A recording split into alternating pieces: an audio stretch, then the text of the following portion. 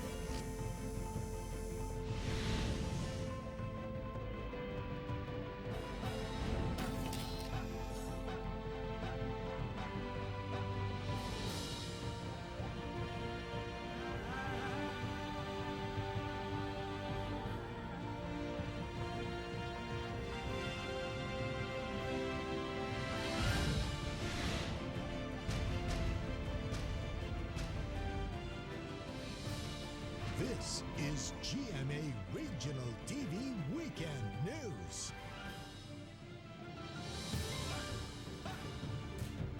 Good afternoon. This is your GMA Regional TV Weekend News, the biggest, the latest as local news matters. Teko Campo. Real Soroche. Sara Hilomen Velasco, broadcasting live from GMA Davao Complex in Davao City. We'd like to welcome our Kapuso viewers from Luzon, Visayas, and Mindanao, as well as our kababayans all over the world watching us through GMA Pinoy TV and GMA News TV International. This afternoon, we will be joined by GMA Regional TV correspondents Argil Relator of One Mindanao, Jasmine Gabriel Galban of Balitang Amyanan, and Alan Domingo of Balitang Bisdak. You know, Tech and Real, aside from the big events our news teams have covered in many parts of the country this week, we would also like to highlight the beautiful regions where we get inspiration for the stories in our localities. That is right, Sarah. We also have our other counterparts from the regions. Rain Palino of RTV Bicol and John Sala of One Western Visayas. For today's headlines. After a series of earthquakes, several barangays in Cotabato Province were declared no-build zone. Local government units in Cebu will give a 40 million peso financial assistance to quake victims in Mindanao. In Dagupan City, a mother and her 3 children were rushed to the hospital after eating spoiled pork adobo. With the coming Christmas season, Bangko Sentral ng Pilipinas again warns the public against counterfeit money. And good news! A proud Dabaweño filmmaker wins big in the International Emmy Awards.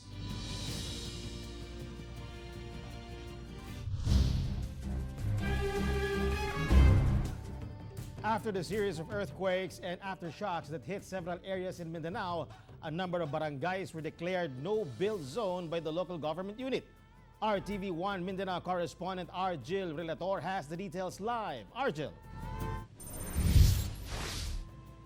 Yes, since there are fewer aftershocks recorded by FIVOX, the LG of Kinapawan City in North Cotabato Province is now setting up the process of giving cash assistance to affected residents while evaluating some areas in coordination with the Mines and Geosciences Bureau to identify safer relocation sites for the displaced residents. All Souls Day is over, yet Barangay Ilumavis in Kinapawan City has turned into a ghost town. The barangay was left with collapsed and damaged houses. Landslides almost covered the highway. A few affected residents went back to their homes to check on their animals and bring with them some belongings, but immediately went back to safer ground. Magbantay kay may kay basig na ilinog mo moabot ba? Delikado man og kuan kay pangpang ra ba na mo ang nangikuanan? All residents were brought to designated evacuation centers a few kilometers away from the barangay center. While some of them benefited from DSWD's emergency shelter, some families are forced to share one tent. Ang uban wa gyud namo nakuha nga kanang Mga hayop na mo to apa dito. The city government of Kidapawan has begun planning for rehabilitation, including the distribution of cash assistance to families whose houses were either totally or partially damaged. Their aim is to decongest evacuation centers as early as possible after FIVOX has monitored a fewer number of aftershocks. Yung nakikita nating trend is pababa na siya. Paunti ng paunti nararamdaman ng mga tao na mga aftershocks or lindol. Barangays Ilumavis, Perez, and Balabag were declared no-build zone. The LGU is now looking for safer lots where permanent shelters for more or less 1,700 affected residents can be built. So good to go na kayo, pwede na kayo bumalik. Ito yung assistance, so close camp na natin. Slowly, we will be doing that. Meanwhile, aside from houses, the earthquakes also did not spare the barangay hall, the health and daycare center, and even the evacuation centers in Barangay Buhay, Makilala town. The number of casualties in the town rose to 8, the lastest of which is a 6-month-old baby girl, Winces Alaria Piala. The family was temporarily staying in the community-initiated evacuation center since October 29, when the baby was having on and off fever. After almost a week, the baby died due to hypovolemic shock, severe dehydration, and acute gastroenteritis. Dili maguna makita siyang galuya siya. Kanang dawala lang ba? Pani wala jud ko nag-expect kay ani. Displaced residents from North Cotabato and Davao del Sur are continuously calling for donations.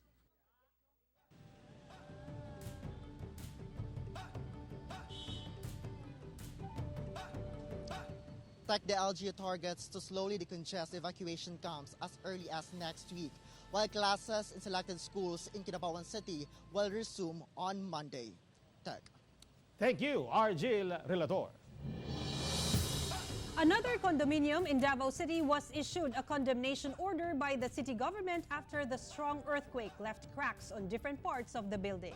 Sheila Vergara Rubio has the details.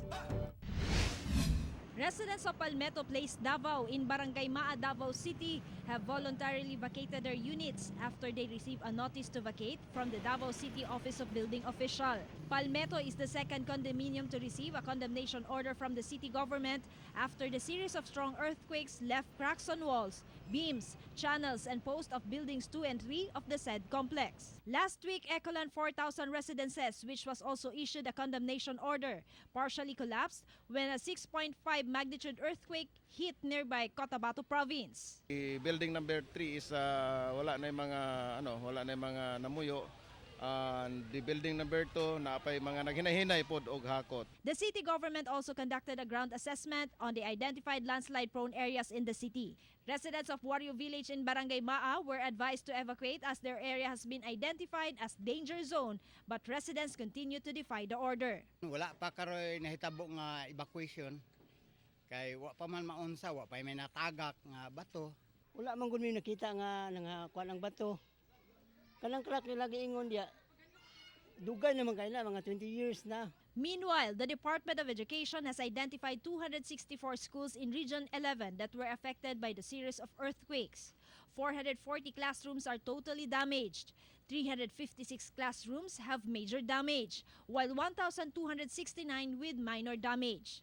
17 out of the 97 inspected government buildings in Davao City are considered unsafe for occupancy. The Council Committee on Public Works and Highways also disclosed that most of these public establishments are school buildings.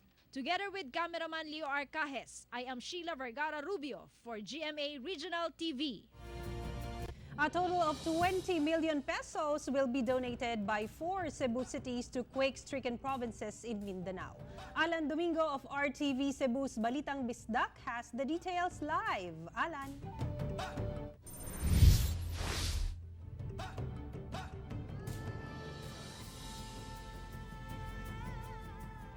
Sarah, in times of calamities, the outpouring of support and sympathy, brotherhood, concern for the welfare of others always prevail.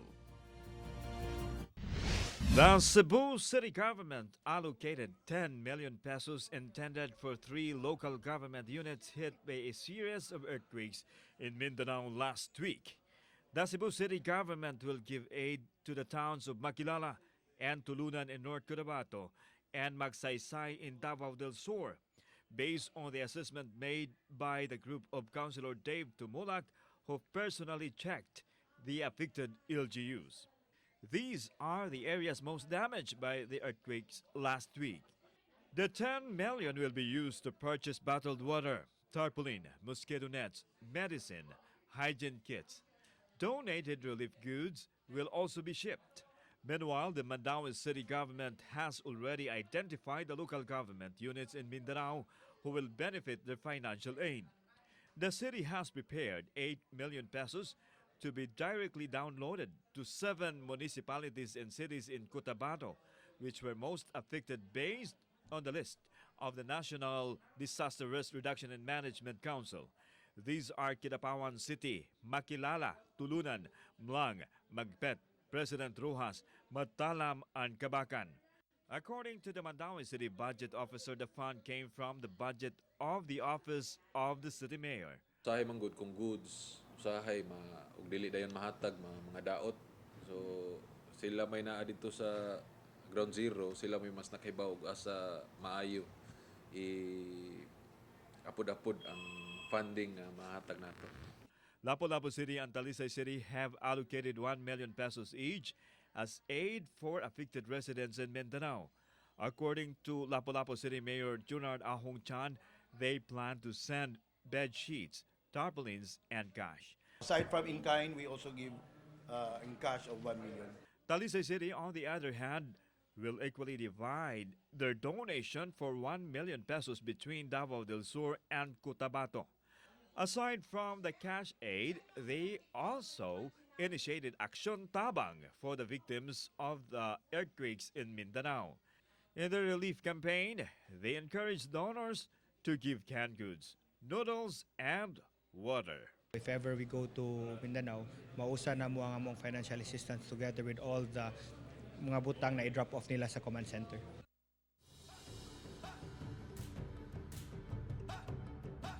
Sara, more donations from the Cebuanos and Department of Social Welfare and Development Region 7 are being shipped to Mindanao for the relief of the victims of the calamities. Sara. Okay, thank you, Alan Domingo. The Iloilo City Engineer's Office has started integrity structure inspection of buildings in the city after the series of earthquakes in Mindanao. Zen Kilantang has the details. Iloilo City Mayor Jerry Trañas ordered the city building official to conduct integrity structure inspection in all government-owned infrastructures and facilities following the recent earthquakes in Mindanao. City Engineer's Office said an estimated 300 school buildings and 200 old heritage buildings must undergo the inspection. Mga minor superficial cracks, minor cracks which is hindi man sa significant when it comes sa structural integrity of study.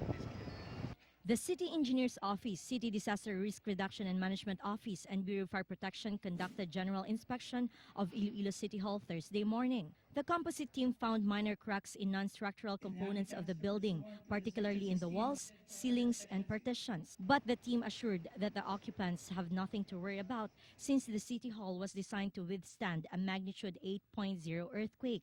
Among the recommendations is really to make sure that the City Hall itself is ready for any eventuality. Notice of inspection were also given to city schools. Quarterly, nagkakanda kami sang drill diri sa school para ma-enhance, ma-increase ang awareness sa mga bata sa mga disaster kakaltabo sa aton. Ginpa-inspect na namon sa city engineers last time. Nagtapos ang national nga engineer nagkadto man dire recommend for retrofit ang ina nga building. Yesterday, the team recommended to the school head of Iloilo City National High School to immediately vacate and repair 2 school buildings after major cracks were found during the inspection. Together with cameraman Romel Porquia, Zen Kilantang for GMA Regional TV. A covered court in Cagayan de Oro City suddenly collapsed. 3 construction workers were injured. Here's Clyde Makaskas for the details. 3 construction workers were injured when a covered court which was under construction at Zone 1 Barangay Bonbon, Cagayan de Oro City caved in Tuesday afternoon. The injured workers were identified as Wilson Berha, Argil Galiana, and Ronnie Minoza. All are now in stable condition. Ako nabantayan nga sila hakot og kanang sin, ilang gibutang sa taas, ilang gitapok. Moto hinungdan nga nang collapse ang cover court. In a statement, DPWH District Engineer Yolanda Egam said that the successive earthquakes have affected the stability of the building, pointing out that the tack welded structure ruptured, causing the structure to weaken. Egam also said that another reason for the collapse was the load of the galvanized iron sheets filed at the top center of the trusses. The additional weight of the workers on the roof also contributed to the heavy load, causing the building to collapse. Dili pa gyud siya inana ka strong ang iyang kuan dito kay wa pa man siya na welding. And also siguro mahimo nga contributory factor ang atong sunod-sunod nga paglinog nga siguro mo'y nakaisbog no sa mga gipangpatong nato didto na dislocate ang uban, na isbog siya, muuto siya nga na-collapse. According to the DPWH, the contractor of the said project will rebuild and will spend for the reconstruction of the building. It will also provide medical assistance to the injured workers. The 5.6 million structure is a project of 1st District Representative Rolando Uy under the DPWH. Together with cameraman James Yap, I am Clyde Makaskas for GMA Regional TV. In Camarines Sur, 8 persons were killed in a road collision between a passenger bus and a UV Express in Pamplona town. Rain Palino has the details. 8 people were killed and 10 injured in a vehicular accident in Pamplona, Camarines Sur last November 6. According to authorities, at around 8 o'clock p.m., a bus heading to Manila attempted to overtake a tricycle going in the same direction. The bus bumped the tricycle and collided into an oncoming passenger van from Diet Camarines Norte. After nung impact na yun, talagang halos umikot ang van, napabalik. Ang hinuhold ko na kasi yung pasahero ng bus. Dahil yung pasahero ng bus, ang una-una kong nakita, lalaki, tumalon, pagbagsak niya, sabi ko mai-injured ang lahat nito kung sunod-sunod na tatalon. Kasi may sumisigaw sa loob na sasabog ang bus. 8 were declared dead on the spot, including the van driver and 7 van passengers. Meanwhile, 6 other van passengers as well as 3 tricycle passengers and 1 bus passenger were injured and immediately brought to the hospital for treatment. The tricycle driver is still unidentified. Tumakas, umalis siya sa crime scene. Nasumuko rin naman siya sa libmanan sa katabing bayan natin dito. Di ako nagdulag, madam. Ako nagpasaya ko sa patura kang pulisya na pinakaran na nariskudan ko. Yun ang aram ko na pag-seminar ko sa kulang lisensya. Charges of reckless imprudence resulting in multiple homicide, physical injuries and damage to property were filed against the bus driver. Siyempre, sana po tulungan po kami nila kasi walang-wala rin. Vendor sila yung asawa ko. No representative of the bus company faces when GMA Regional TV went to the office of the bus company. But over the phone, a staff member named Alan Magdaong said that they will give burial and medical assistance to the victims. Together with cameraman Jovel Obiso, I am Rain Palino for GMA Regional TV. A mother and her 3 children were rushed to hospital due to suspected food poisoning. Jasmine Gabriel Galban tells us more in this report. A mother and her 3 children from Barangay Poblacion in Malasiki Town were rushed to the Pangasinan Provincial Hospital due to food poisoning. The victims experienced abdominal pain, vomiting and diarrhea a few hours after eating pork adobo. One of the victims said the pork meat was given by their neighbor. Talagang di ko na talaga kaya. Kasi nga sobrang sa pagsusuko. Nangihina din sila pati ang anak kong isang maliit. According to doctors, food poisoning occurs after consuming food that is contaminated by bacteria due to improper meat handling. So pag severe po ang dehydration, marami pong pwedeng mangyari. Pwedeng masira po ang ating kidneys at iba't ibang organs sa ating katawan.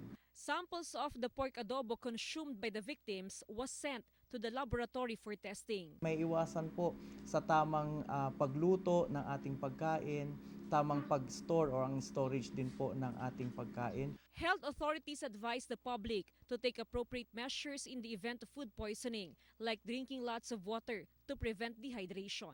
Together with cameraman Daryl Peralta, I am Jasmine Gabriel Galban for GMA Regional TV. Militant groups are bracing for more raids in what they think is the government's plan to making Negros its laboratory for a national crackdown. Adrian Prietos has the details.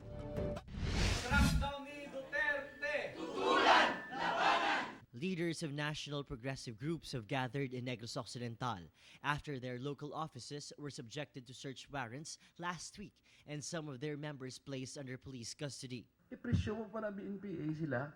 Madila sila pusil sa Gabriela Office, sa Bayan Muna Office. Grabe. 24 hours ang surveillance na BNPA. Wala ka naging balay, ha? The Makabayan bloc demanded the Duterte administration to stop the attacks against them. They better transfer to the Department of Agriculture because magaling sila mag-planting ng evidence. No? Kung hindi man sa Department of Agriculture, they can also transfer to the Department of Environment because they are also good in recycling evidence. Of the 44 arrested, 31 were released together with 13 rescued minors upon the order of the Bacolod City Prosecutor's Office. According to the progressive groups, the release is a setback to the PNP and Army's attempt to silence them through what they say are baseless search warrants. But the Army thinks otherwise. Mahina ang kaso ng pinal sa kanila kaya na-release ang 31. Hindi po, ito po ang batas. At kinikilala namin ang batas, sumunod kami sa batas, hindi namin pinairal ang batas militar at sinabing, i-detain nyo yan, fiscal, attorney, judge, hindi po natin ginawa yun.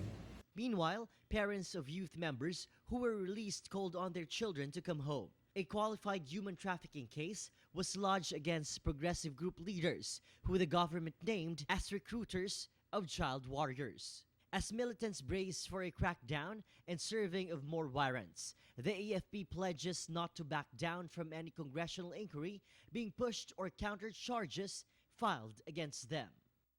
Together with cameraman Reynald Castillo, Adrian Prietos for GMA Regional TV. Another Philippine Military Academy cadet died inside the campus premises. Let's have more details from RTV Dagupan's Balitang Amyanan correspondent, Jasmine Gabriel Galban. Live, Jasmine.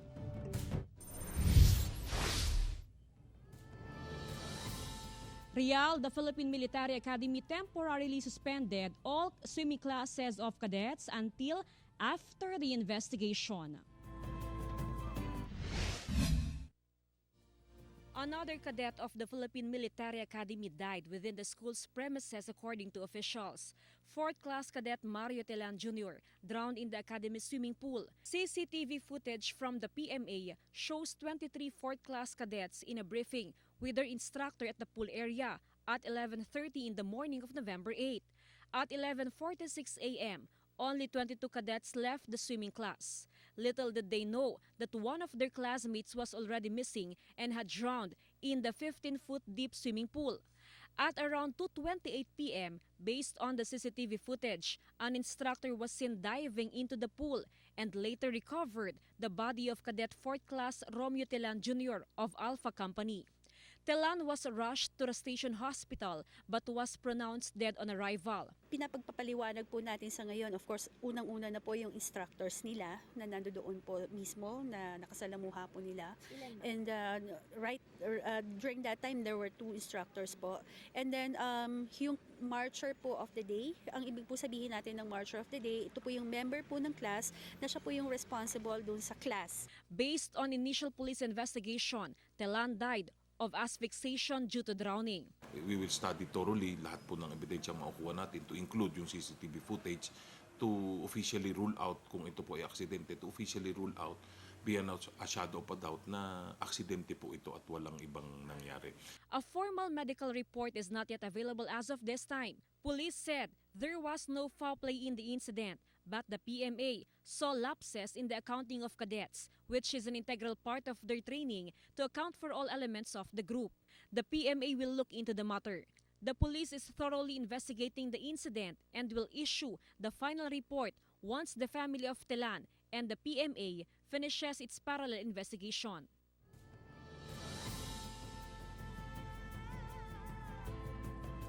Real, the body of Cadet Telan lies at the PMA chapel until tomorrow before leaving for his hometown in Enrile, Cagayan by Monday. Real? Thank you, Jasmine Gabriel Galban. Due to heavy rains, roads and farms in some areas in Ilocos Norte and Pangasinan were submerged in floodwaters. Russell Simorio has the details. Highways and rice farms in Barangay Pasaling, Pagudpud, Ilocos Norte were submerged in floodwaters due to heavy rains on Tuesday. According to Department of Public Works and Highways, Barangay Pasaling and Barangay Pansyan, also in Pagudpud, were hit by landslide at around 10 a.m. Some roads linking Ilocos Norte and Cagayan were not passable to motorists. A number of cows drowned in floodwaters in Barangay Pansyan. The nearby river overflowed due to continuous rains. Meanwhile, authorities in Alaminos City, Pangasinan suspended boat trips to the 100 Islands National Park due to gale warning. Around 500 tourists were affected by cancellation. Very sad kasi hindi nga namin makikita yung yun dun sa yung mismong isla. Sayang naman. We will be able to lift this soon as po na bigyan kami ng official advisory ng Philippine Coast Guard. In Calasiao, Pangasinan, puto vendors complain of leaks in their new stalls provided by the LGU. This photo shows rainwaters in the vicinity of the puto stalls. Local authorities immediately repaired the cover of the stalls. Nung una, hindi pa nakita yung mga maliliit na problema, pero ngayon nasolusyonan na. Kung makikita nyo, inaayos na ngayon yung mga bubong. I am Russell Simorio for GMA Regional TV. Good day everyone, and here's our weather update for today. Tropical cyclone with international name Nakri, formerly Typhoon Kiel, has already exited the Philippine area of responsibility at 5 a.m. today. Meanwhile, we have tail end of a cold front which is affecting Ilocos region, the Cordillera Administrative Region, and Cagayan Valley, which is bringing cloudy skies with scattered rain showers and thunderstorms in these areas. While for the rest of the country is going to experience generally fair weather with only isolated rain showers mostly in the afternoon or evening. And for our wind and sea condition, we have strong winds that is affecting northern Luzon, including the western section of central and southern Luzon with rough sea condition. While for the whole of Visayas, moderate winds is affecting, which is also bringing moderate sea condition. And for Mindanao, we have light to moderate winds that is bringing slight to moderate sea condition. And for more weather updates, visit the Pag-asa website at bagong.pagasa.dost.gov.ph and check out our social media accounts in Facebook, YouTube, and Twitter. And that's our weather update for today. Reporting from Pag-asa Visayas DOST in Mactan, this is Netherlands Letrero. Have a great weekend. This is GMA Regional TV Weekend News.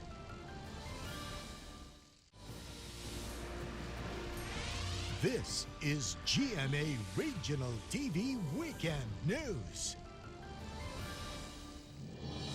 Local officials in Albay reacted to Vice President Leni Robredo's acceptance as anti-illegal drug czar. RTV Bicol's Rain Palino has more on this story live. Rain.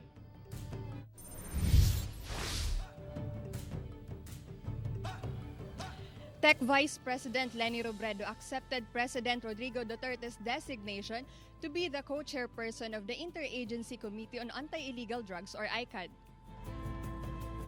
Kung ito ang pagkakataon para matigil ang patayan ng mga inosente at mapanagot ang kailangang managot, papasanin ko ito. Bigyan ng hustisya at boses ang mga pamilya na mga pininsala na walang kasalanan. Habulin ang malalaking drug lords na talagang sumisira sa ating lipunan, hindi lang ang maliliit na nagtutulak sa kanto-kanto. From July 2016 to November 5, 2019, There are already a total of 61,638 drug surrenderers from the 6 provinces of Bicol region. There are also 1,090 arrested pushers, 27 arrested users, and 44 who died in police operations this year. After VP Robredo's acceptance of position as anti-illegal drug czar, local officials in Albay vow full support. Full support naman ang PNP with regards to kung sino man maupo or kung sino man na personality ang ilagay ng president natin dyan. Pag may mga new policies, we will comply. Meanwhile, Acting PIDEA Region 5 Director Christian Frivaldo shared some aspects that he wants to strengthen now that VP Lenny is part of the campaign. Yung out-of-the-box na non-orthodox method kung paano masusupil yung supply. The Regional Interagency Coordinating Group on the Anti-Illegal Drugs Task Force sa Bicol is very excited kasi nga Bicolan ang ating magiging co-chairman ng ICAD.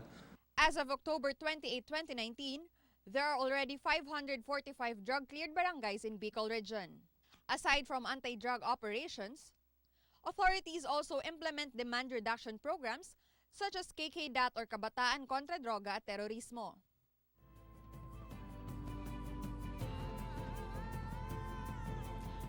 Both PIDEA and PNP here in Bicol commit to support the VP Lenny's policy and strengthen their campaign in order to ensure the success of the war on illegal drugs.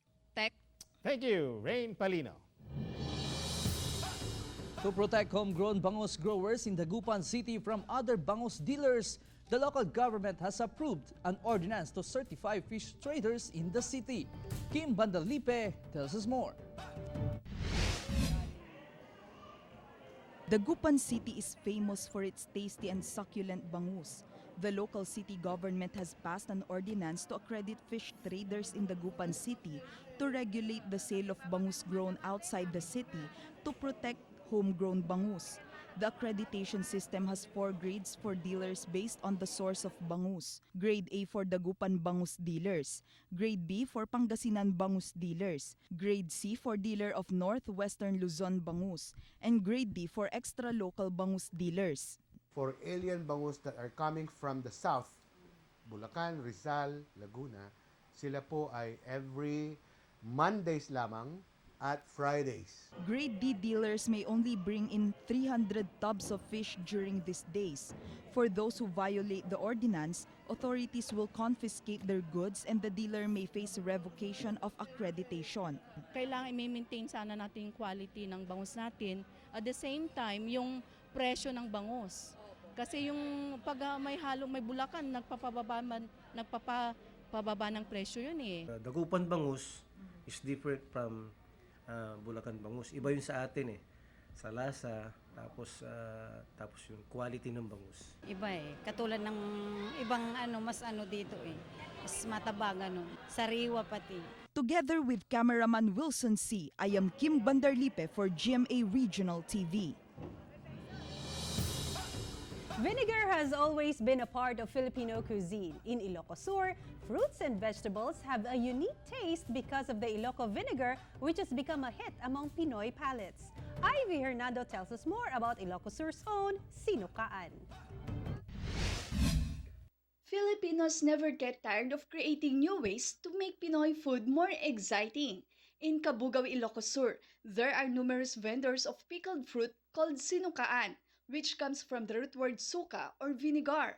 Fruits and vegetables become more delicious when soaked in Iloco vinegar overnight, like sampalok, gooseberry or commonly known as karamay, anyan, betel nut or butchina, and balayang.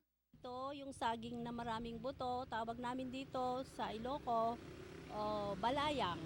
Tapos binababad sa tubig at asin para lumambot siya. Butchina, which is similar to kaong, becomes tender because of the vinegar. Aling Betty, who has been selling sinukaan or inartem for more than 20 years, says it was an old lady from her neighborhood who started to pickle balayang and butchina with Iloco vinegar.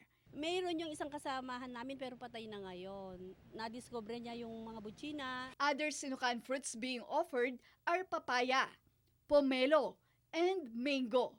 Sellers also prepare different versions of the sinukaan, like vinegar with chili pepper, sweetened vinegar, alamang, and salt with chili pepper. Ginagawang appetizer, minsan merienda. Sinukaan is not only popular among Filipinos but with foreigners too. I am Ivy Hernando with Norman Raka for GMA Regional TV. Police Regional Office 6 looks into a group behind the possible spread of counterfeit money in Western Visayas. RTV 1 Western Visayas correspondent John Sala has the details live. John.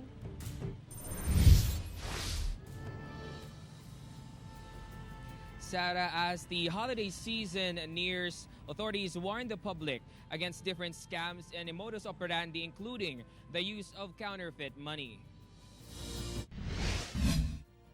The Police Regional Office 6 is now on heightened alert after the reported spread of fake 500 peso bills in Iloilo City.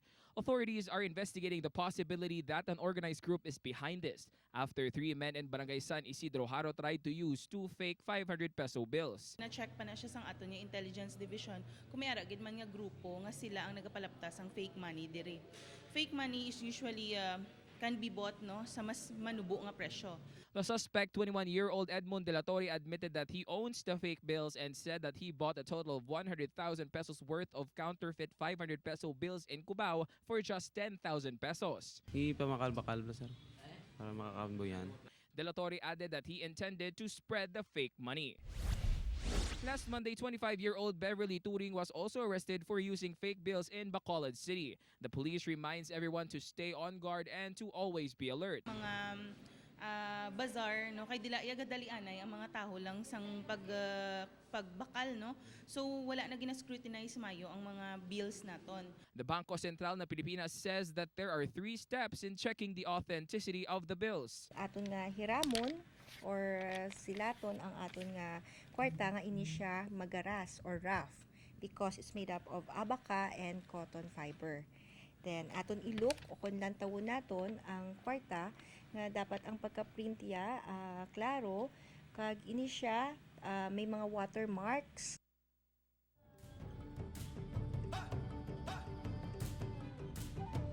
Sarah, persons caught spreading counterfeit money will face charges violating the Article 168 of the Revised Penal Code or the illegal possession and use of fake bank treasury notes or estafa. Sarah? All right, thank you, John Sala. Attention gossipers, 2 women were arrested by the PNP Region 7 Anti-Cybercrime Unit for cyber libel. Nico Sereno has this report. These women didn't see it coming. They were handcuffed for sending offensive messages to their social media group chat. They asked not to be named. According to one woman, they have already met with a complainant in Barangay Pusok, Lapu-Lapu City, November last year. But they were surprised when they were served a warrant of arrest. This all started with a message in their group chat where one of the suspects called the complainant a midget. Wa sa gituyo sa naghimo sa group chat nga maka-add siya og 8 ka tawo, ang katong 8 ka tawo mao to siya naka-report ato ni nag-file og kaso. The complainant and the respondents are only acquaintances and not friends. Because of what happened, the suspect said they will no longer use social media. Nakita niya siguro may probable cause, linabasan ng warrant of arrest. The warrant was issued by Judge Ramon Daumilas with recommended bail at 20,000 pesos each. Lessons learned to, alam mo na ngayon na hindi sila makapagpigil. Ikaw na yung nakikita sana na victim dito. Pag nag-reply ka at medyo libelous words yung re-reply mo, ikaw ang madidiin. Together with cameraman Godfrey Relien, I am Nico Sereno for GMA Regional TV.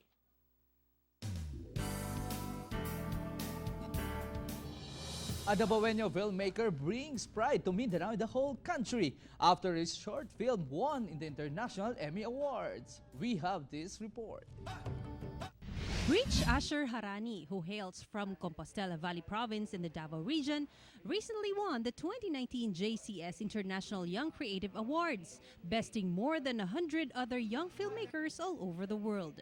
His short film entry dubbed Next to Me, which dwells on Muslim discrimination, has truly made him proud and happy not only as a Mindanaoan but also as a Filipino. Ang kanisya nga short film is, it's all about discrimination and social inclusion.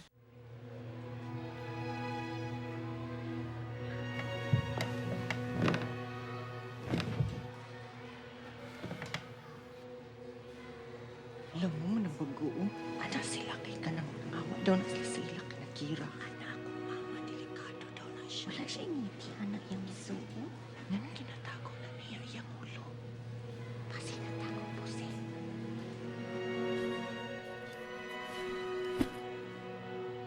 Hindi ko matapat ang terorista.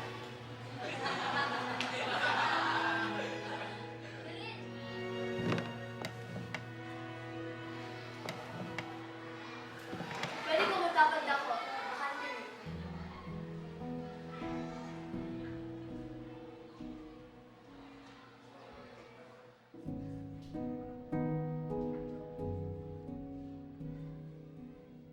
On November 23rd, Harani will receive his award during the prestigious International World Emmy Television Festival in New York, USA. He also hopes that through this award, government as well as other concerned institutions will give due recognition and support to independent filmmakers like him.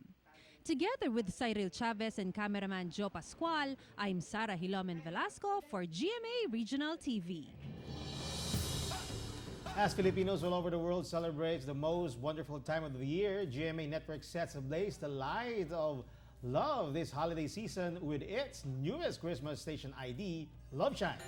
The brightest Kapuso stars and the most respected news and public affairs personalities came together to meet and honor individuals who embody and deliver God's love to the people around them. And we are very much excited to present to all our Kapuso here and abroad the Love Shines in GMA Network's 2019 Christmas Station ID.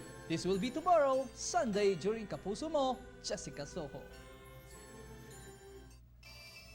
All right, we'd like to thank everyone from around the Philippines as well as our Kapuso abroad for watching today's episode. You can watch this episode and more on GMA Regional TV's official YouTube channel. Just click the subscribe button to get the hottest news from the regions, and it's 46 more days to go before Christmas. That was the biggest and the latest news from the regions. Thank you for joining us, and from all of us here in Mindanao. This has been GMA Regional TV Weekend News, where local news matters.